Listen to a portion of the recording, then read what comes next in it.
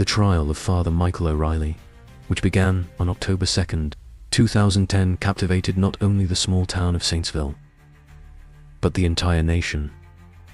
The media swarmed the courthouse, eager to report on the shocking details of the case. Headlines blared with sensationalized accounts of the priest's secret life, drawing in viewers and readers who were eager to follow the scandalous story. The courtroom was packed with spectators, townsfolk who had once looked up to Father Michael, now filled with a mix of curiosity, disbelief, and betrayal. The prosecution wasted no time in laying out their case, painting a vivid picture of the events that had led to Angela's death.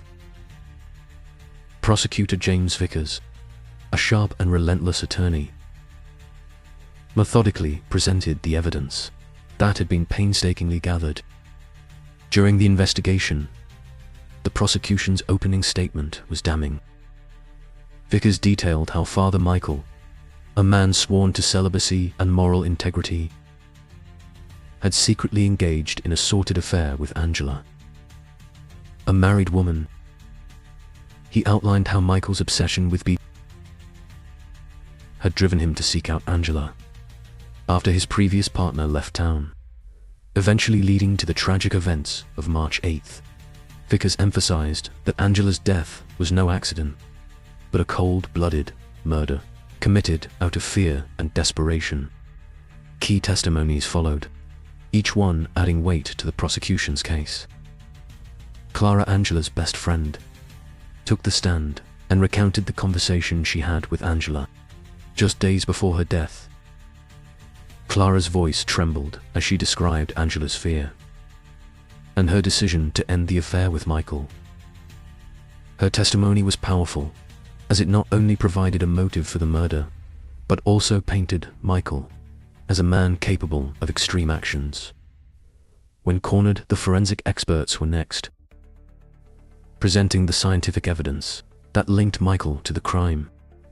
They explained in detail the marks on Angela's neck, the fibers found on her clothing, and the inconsistencies in the scene that pointed to a staged cover-up.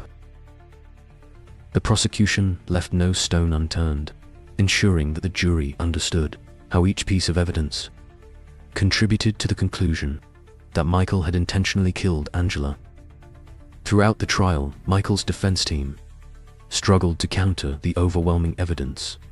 They attempted to argue that Angela's death was a tragic accident, a result of consensual BDSM play gone wrong. However, this defense was weak in the face of the prosecution's airtight case. The defense's efforts to portray Michael as a victim of circumstance only served to further alienate him from the jury and the community. Michael himself remained stoic throughout the proceedings, his face a mask of emotionless detachment.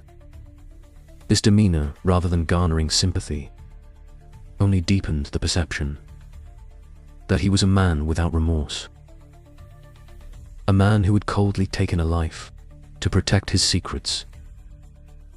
On December 5, 2010, after weeks of testimony and deliberation, the jury returned with their verdict. The courtroom was silent, the air thick with tension, as the jury foreman stood to deliver the decision.